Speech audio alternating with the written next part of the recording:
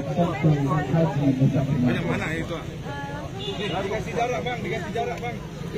Dikasih jarak bang. Langsung lihat,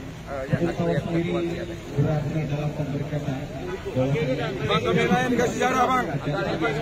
dan juga pastinya untuk memberikan kemuliaan di dalam tradisi bangsa.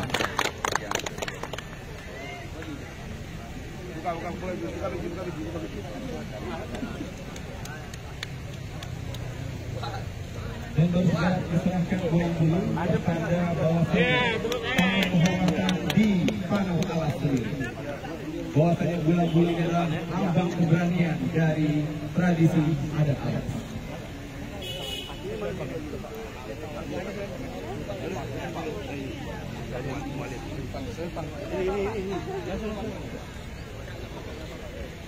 Selanjutnya perjalanan tangan dilempar yang dilakukan oleh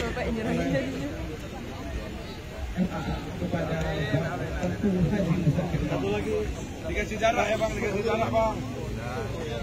Jangan terlalu dekat. Kabur.